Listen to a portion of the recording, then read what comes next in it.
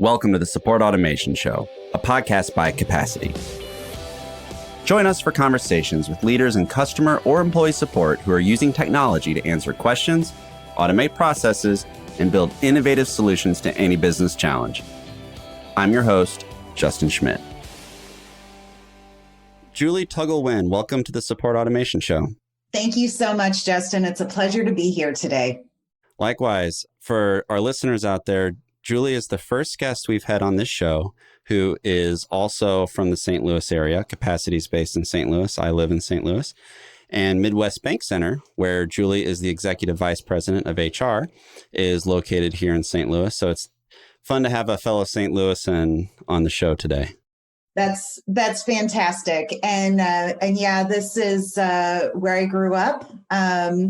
I left for a little while with college, and my first job was actually in Dallas, Texas. But as so many St. Louisans do, I was gone a few years and said, come back. Time to come back. So here we are. This is my 15th year since coming back. I've been back in the area for 15 years, and we're going strong. Love it. If you don't mind, tell us a little bit about Midwest BankCentre, your role there, and maybe the journey to that role. Yeah, I would love to. So Midwest BankCentre is a pretty special organization. It's been around for about 115 years. We are an organization with about 280 employees working at 18 locations around the region. So we're St. Louis City and County, we're in St. Charles and Jefferson County, and then St. Clair County, Illinois. When we look at that, we're in this little spot, this niche position where we've got over $2 billion in assets. We're growing in a lot of very different places, but we are deeply rooted in the communities that we grew up in and that we continue to serve every day in our work in the St. Louis region. So when you get down to the purpose and the work that we do here, it is really centered on helping our regional communities thrive and grow. This is integral to our business strategy and the work that we do. And it comes through in a lot of the different things that you see us doing in the community every day. So when you talk about my role at MBC, I'm so lucky. I get to lead the people function for the bank. And so as you shared before, my official title is Executive Vice President of Human Resources. But what that really means is the opportunity to engage with folks, to find out, what people are needing and how we can make a culture and create engagement for our teams, which enable us to go out and do the amazing things that we're doing every day in the community. So I think I've got one of the best jobs that you can have. And I really enjoy it because I get to be engaged with our people every single day. Yeah. And for those of you who are not in St. Louis, recently Midwest BankCentre donated a block of land where affordable senior housing is being built. My family is not Midwest BankCentre customers, but I know of Midwest BankCentre because I know they did this, and building affordable housing is a very important thing to do from a civic perspective, and it's very cool to see that you guys did that. So that it's not lip service when you say the investment in the community; it makes a difference. And prior to Midwest BankCentre, you worked at one of the largest privately held businesses in the United States, correct? That's right. I spent 12 years with Enterprise Holdings in the information technology division. Yeah. So you're uniquely positioned to discuss support automation and specifically how technology, automation, et cetera, can be leveraged for employees and team members. And one of the things that I want to start off with here, you mentioned this in your introduction to Midwest BankCentre, is that investment in community, but then you also mentioned the investment in the people at Midwest BankCentre, and you called it out as that your favorite part about the job. And when you think about people and community and all of the sort of human soft skills that go into that, technology, automation, artificial intelligence isn't necessarily the next thing you intuitively think of.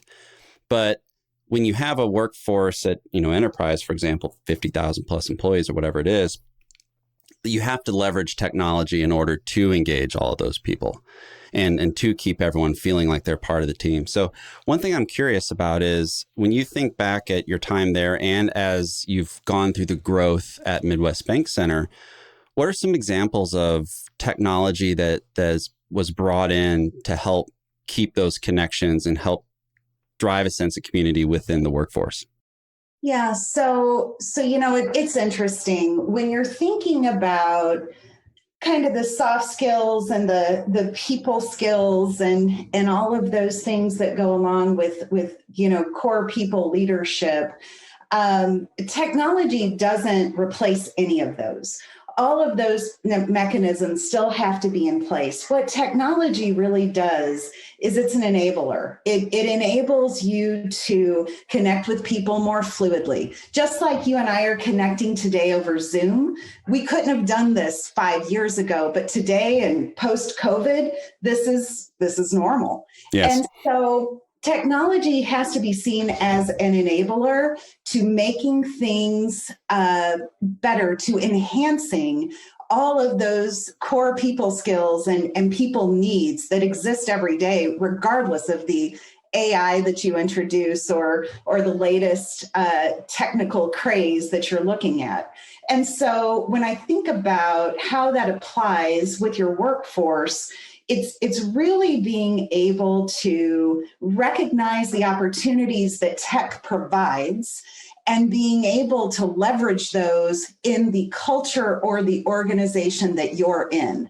I will tell you, there is not a one size fits all, this little tech piece or this platform is going to, change your life. It's really all about bringing the tools to your people, helping them understand how to implement and integrate them into the work that they do every day, and then being able to leverage that. If your customer is, someone who is, a bank customer who's logging in from their couch, or in my case, if your customer happens to be the employees who are servicing your external customers, it's all about finding the ways to leverage and build those relationships. Absolutely. That just supports you. Yeah. So Julie, when I say the word support automation, what's that mean to you?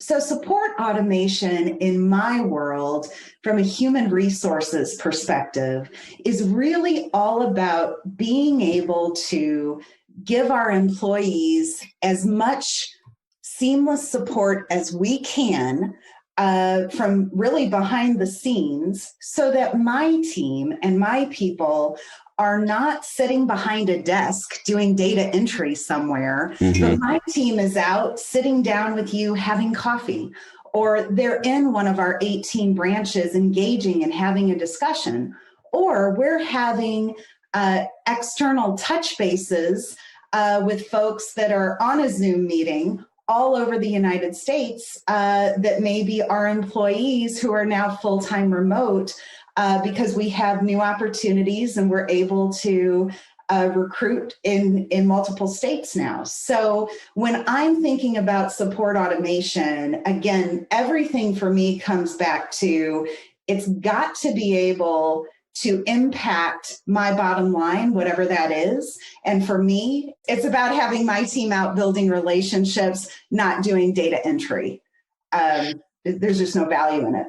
Exactly. And one of the things at Capacity that we always tell people is good automation and the good implementation of automation is really about unlocking the potential of your people, not about replacing people, not about turning a human job into the output of an algorithm on a server somewhere, but rather putting that person in the position to be their best, to do their best work, to find the work more fulfilling. An example I always give is when you call a retailer and you have a support issue of some sort, if the person on the other end of the line is, if you're the 50th call in the last 50 minutes with the exact same issue and they're going through the motions in a robotic zombie sort of state, that experience is not going to be great. But in a world where all the, level 0 support, whether it's your, chatbot or knowledge base, whatever it is, can answer some of those questions and resolve some of those issues before the phone's ever picked up, the energy that agent's going to bring to that interaction is going to be a lot higher, which is good for the brand. And it's also just a better experience, both for the person, the customer calling, and for the person going into work every day. That same thing happens internally with HR, people operations, IT, whatever it is, especially at larger growing companies. But one thing that comes up every now and then, and I'm very curious, Julie, your expertise and throughout your career doing this, sometimes people think automation is scary. Why do you think that is? And what is it that leaders must do to get over the hump to have the team welcome automation with open arms? So I think that is a great question, Justin. And to be honest with you, my career has taken me, I've been in three different companies over 20 years. And in each one of those, I have hit this every single time. No matter, my first job was with General Motors. And so their automation was front and center and something that was on people's minds all the time. It's very similar responses across the board because there is this sense that, a robot's going to come in and it's just going to do everything this way, or a system or a platform or whatever, it's going to replace me and I won't be needed anymore. But in my experience across 3 different industries in 20 years, what I have found over and over is that the automation, the platforms, whatever it is you're using, does not and cannot replace the people interaction and the relationships. And so when I think about the work that we're doing today at the bank, there are certain aspects of that work that you touched on, kind of the first level of calls, what's my account balance? What's, did this happen or did that happen? Kind of looking at the basic nuts and bolts, that can be automated. But you can't automate the experience with our customers, the ability to sit down and help someone through their first mortgage application, the ability to work front and center with our commercial clients on a work site somewhere. Those are the things that can't be replaced no matter what you automate. That's the core of the business. And in a business like banking, that is the differentiator. That is the place where you're able to engage and to really make a difference for your people. And the other part of that is that not only do you make a difference within your community on a one-on-one basis, but then our people and our clients and customers, many are very attuned to the fact that we are feeding back into the community and that the work and the money that they're investing and the things that they're doing are helping to grow the greater St. Louis community. That's powerful, because it's one thing to simply fulfill the societal contract we all enter into when you kind of engage in capitalism, right? Like you go to the store, you hand them the money, they hand you the product, you go home, and right, like we did that. It's something else entirely to sort of mechanically cover all of that. But then also, as the person's leaving the store, they're leaving the store, banks, I think I read this once, that most people choose a bank that's really close to where they live. You are part of that community. So that good experience with your brand is a good experience with the community. And like, ultimately, we're social creatures that crave community and a sense of belonging. And you can participate in that. You can help manage that. You can help influence that.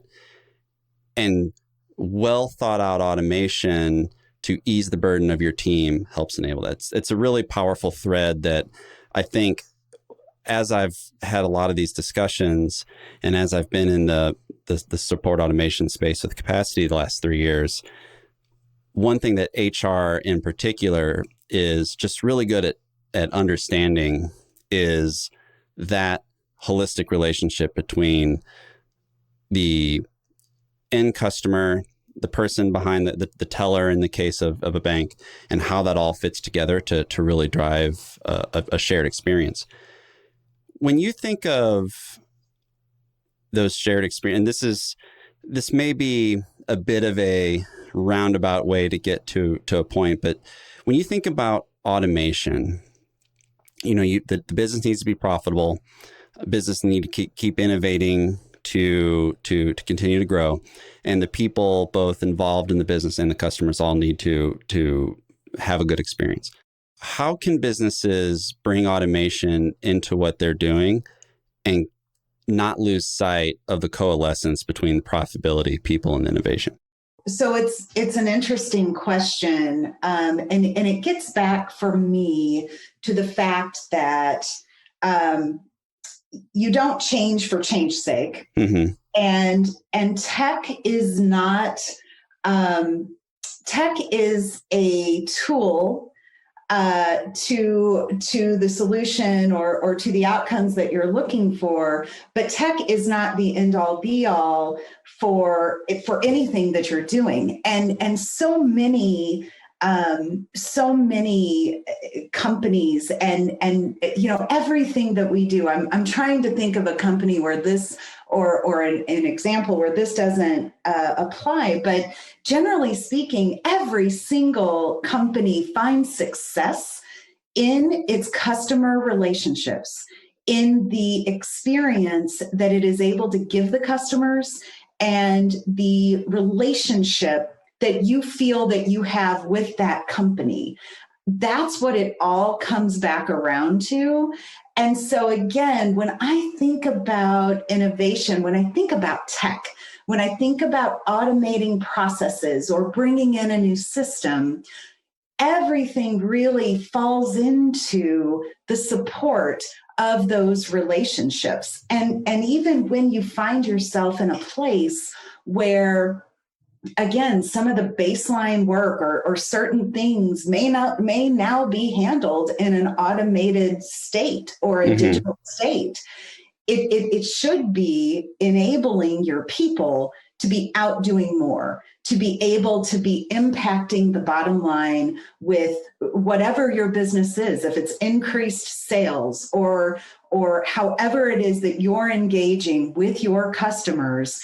That is what it's all about. It's the silent support in behind that enables you to then do more. And again, when I think about the bank, for instance, it's being able to be on a work site with a client and an iPad, and I'm going to run through, these 10 things, and we just solved 5 problems. I'm going to jump in my car and go to the next client. In a traditional or in a setting where things were heavily manual, that would have been probably a 2-hour meeting in an office that you would have lost a half day. Your productivity changes, your energy changes, the engagement and the culture of the organization. It all is impacted when tech goes right. Mm-hmm.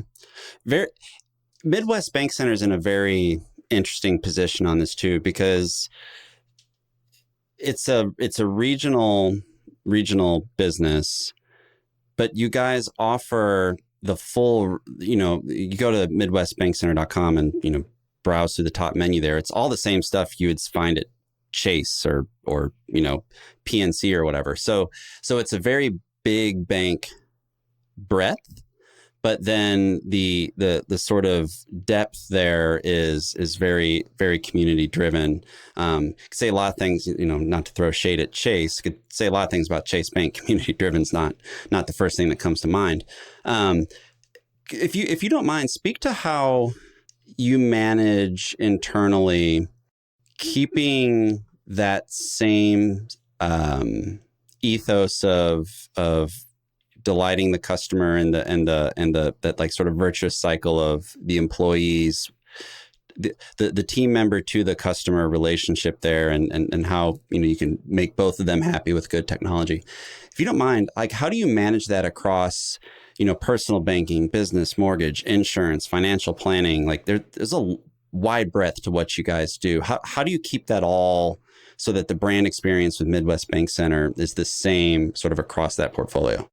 So we've done several things internally, and in the last 3 years, we have leaned in and really pressed into technology, and this idea that we kind of sit at the intersection of purpose, people, and innovation. So you hear, and if you read any of Orv's writings, you see this come up over and over. This is really core to what we do. And so what has been very important for us, because that is a lot of change in an organization. 3 years ago, there was a lot of manual processes. There were a lot of things that today we've revisited the process and we've changed how we do things, but it doesn't happen in a moment. And so what we did internally was we really invested in a methodology called Simplexity that we learned and trained internally to really help us kind of ask the question of how might we solve these issues. And so that's a question that we've introduced in lots of different places in our business to stimulate your mind to be thinking about how might we instead of why can't we? Or, well, we've never done that before. It starts to change your perspective. The next click of that is to be able to take those ideas, to be able to take that technology and those new processes, and to be able to communicate them throughout the organization so that people understand what's happening. You've got to train people on what these things are and what they mean for them and how to integrate them. So one of the biggest challenges that I see companies face over and over, pick your industry, I've been in 3, it's the integration of these systems into the work that we do. So much training and so many implementation teams will come in and they will implement a platform for you or a program for you. And then they kind of hand it over and say, good luck. Yeah, have fun. You've got what you need, knock yourself out. And people don't inherently know how to take this shiny new tool that we've just bought and truly integrate it into the business practices. And so that is, for me, one of the most integral and important aspects of any technology that you introduce to your organization is truly the integration after the implementation plan is done, because that'll be done in 12 weeks. Just ask anybody. But really taking that implementation and making it my own. And helping your employees, again, understand it, start to develop a common language, and also gain confidence around what it is they're doing. Because particularly when you're in a space where something has been heavily manual, automating things is scary. I've never done it this way, and I've done it for 20 years. So if I've never done it this way, I don't know, how is this going to work for me? And so it's all about helping people understand the integration and then helping them build their confidence around the new skills so that they can go in and again, technology is a tool. So it's a tool in my tool belt that I'm going to pull out, and I can use it as I need it, but it doesn't define the relationship and it doesn't define the work that I do. Those are some of the key things in my years that I've experienced. And I feel like it's a common experience that a lot of people have when they start to go down these paths. It absolutely is. And it dovetails with something that we say a lot to our prospects. And I know I've said this on this show a few times. I've said this at booths at conferences back when that used to be a thing.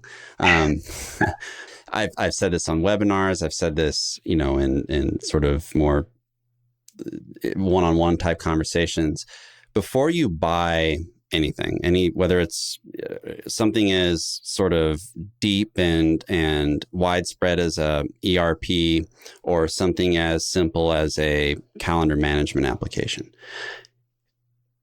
you need to really map out the process, the people that are going to find your stakeholders, map out the process, understand what existing technologies in place that this solution is going to have to connect with and integrate with, et cetera, and really do the sort of process design and job design first, because a couple things will happen. One, you may find that you might not even need the tool, right? And I say that as someone who markets software for a living, but we got to be honest with each other. Like you have to understand what it is that you're trying to do, and that process of mapping this all out you're going to learn so much about your business, so much about your processes. You're going to find so many efficiencies that you can gain before you even go through day one of your 12-week onboarding plan. And you touched on it there, and it's really sort of understand what's going to happen after integration and how the ongoing usage of this is going to be. That's a really key thing for people, and I'm very glad you brought it up. Closing out our conversation here, if you could go back and give your 20-year-old self a piece of advice going into a career in HR, people operations, it's called a bunch of different things these days. Let's call it HR just to make it easy. If you go back and give your 20-year-old self a piece of advice before getting into HR, what would it be? So my undergrad is in psychology. And it's because I enjoy that science. I enjoy that practice. I enjoy people. And so I think, this was the business application opportunity that I found that made sense. But I think what I'd say to myself is, number one, trust your gut, because it's normally spot on and it really doesn't lead you wrong. I think I would say, worry less. You get your outcomes regardless of if you do that with worry or not. So trust your gut that you're going where you need to go. Don't worry about it all so much. And just kind of a funny note, something we've been talking about internally, which I'll touch on a little bit more here in a second. But internally, we have a group of executive leaders. We have 4 women who are members of our executive team, which is pretty astounding in the banking world. You don't have, you typically just don't see that much representation of women at the top levels in the banking environment. And so we did a podcast or a lunch and learn with our organization, and one of the things that came up was what you would tell yourself on a personal level if you could go back and do it. And I think the third one was buy that bikini. I can, it's just kind of fun things and just looking back and recognizing that, when you're 25 years old, you've got a lot of energy and you've got more than you even recognize that you have. And so trusting what you've got, doing it with confidence, and living, enjoying the experience, because because it's great. And the more that you do, you get a little sharper along the way as you go. You learn some different things, and some lessons are pleasant and some are not. But as long as you keep learning and growing, it all turns out just fine. Absolutely. And thinking about the future a little bit, what excites you the most about the future of support automation? So I think what excites me the most is what automation really is enabling for us when I think about our business and our business strategy. So one of the things that really accelerated for us in the last 2 years with the pandemic was this thought around, being able to be remote workers or hybrid workers. This is a space that, 3 years ago in a community bank, you didn't really have a lot of activity in this space. But what the pandemic helped us do was push into this space and push in hard. And what we found from that is fantastic engagement. We just got a top workplaces distinction in April, which was really exciting for the group. But in addition to that, it has opened up our ability to hire and recruit talent from across the United States. So we couldn't do that if we were still manually centered, working manual processes and everything paper-based, or, everyone has to be in person for this or for that. Tech has enabled us to have employees truly throughout the United States and to really be able to function in whatever capacity we need.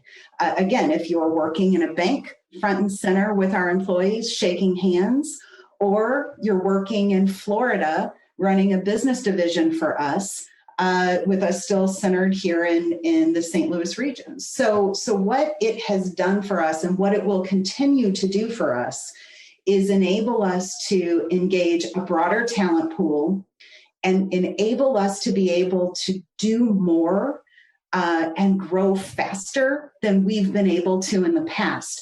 And at the bank, the dollars that come into the bank go back into our community to the tune of about 95 out of every $100 is being reinvested back into the communities that we serve.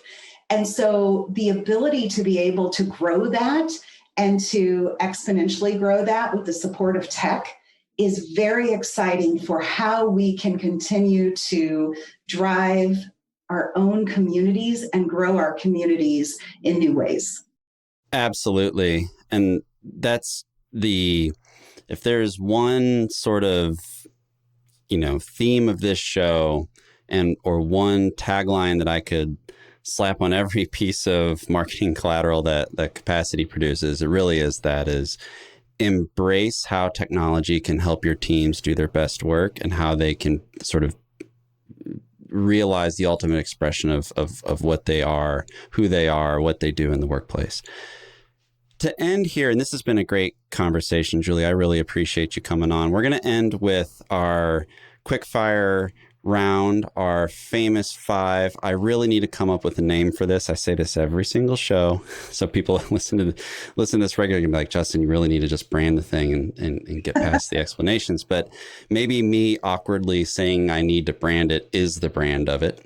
But let's end with a quick fire round here. What's the book you most often recommend to people?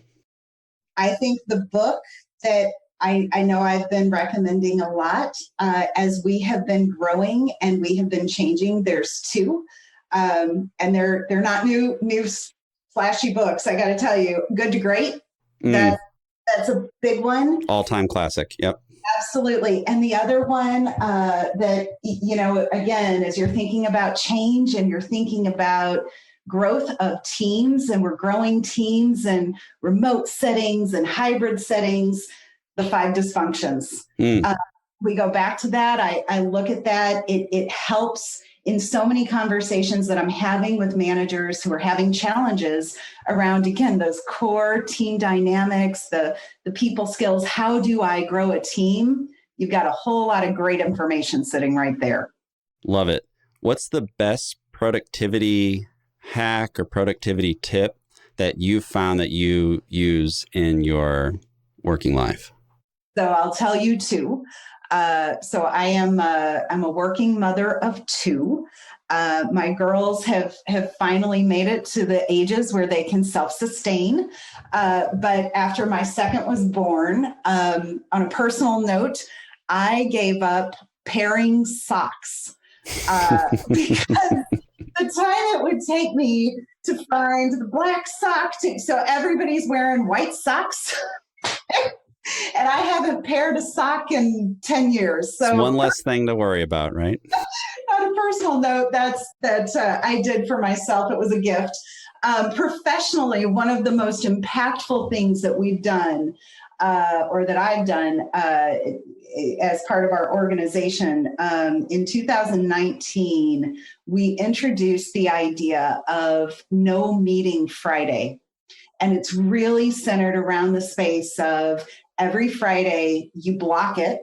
You don't take meetings unless you just have, something with an external vendor or whatever. But that day is really centered around your strategy, thinking, analyzing, and really moving the work that you're doing forward. Every day in our lives, we get so bogged down with meetings and calls and that's kind of happening around us. It's a weekly timeout to focus and to really go deep on the work that you're doing. We do that as an organization. It's a powerful tool. We do it as well. And there are a few things I hold more sacred than my No Meeting Friday. Yeah. I will defend that thing to the death because it really does help to have that dedicated time for deep work. Yeah.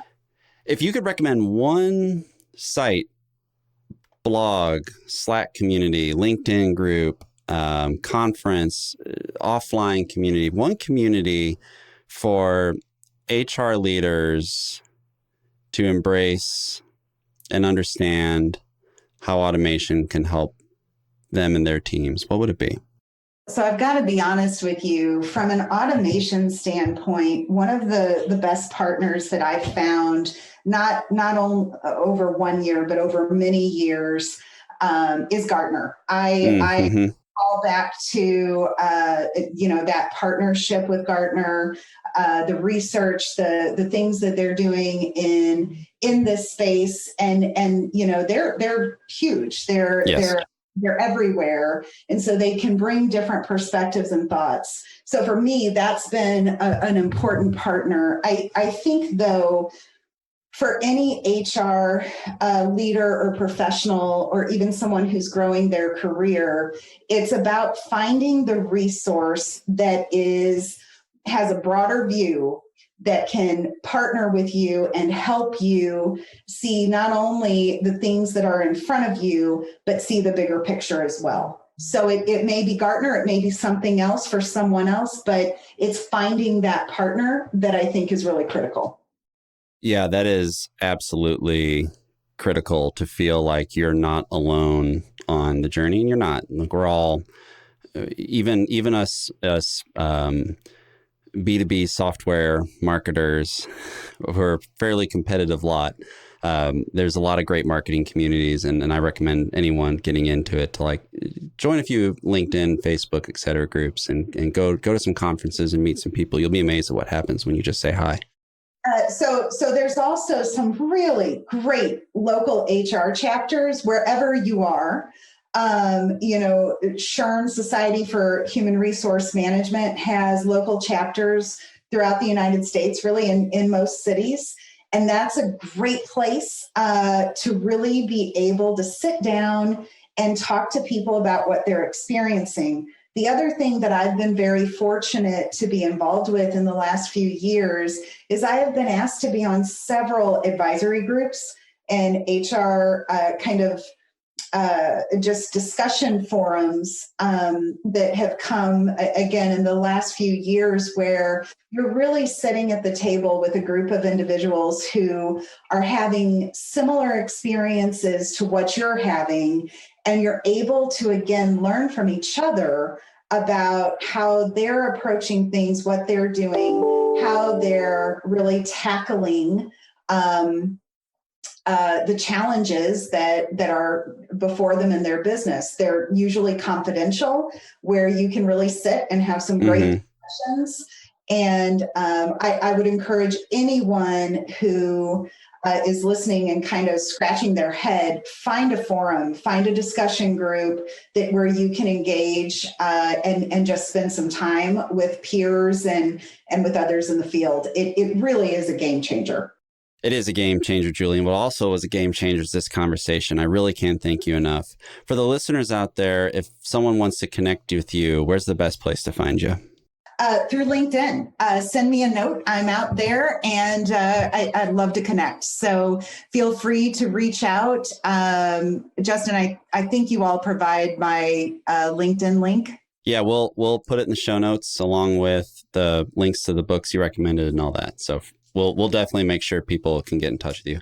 Julie, I really can't thank you enough. This was an illuminating conversation, and the big thing that stuck out for me is community, whether it's with the employees, with the customers, between the customers and employees, with your business and the larger community where your employees and your customers live is all important. The communities with other leaders in the space, making sure the sanctity of those relationships is held as different technology and automation is brought into the fold, doing the proper planning leading up to the implementation, understanding how that tool and that process is going to evolve after implementation, all sorts of great stuff in this conversation. I really can't thank you enough, and we will see everybody soon. Thanks, Julie. Thank you so much. Thank you for your time today. The Support Automation Show is brought to you by Capacity.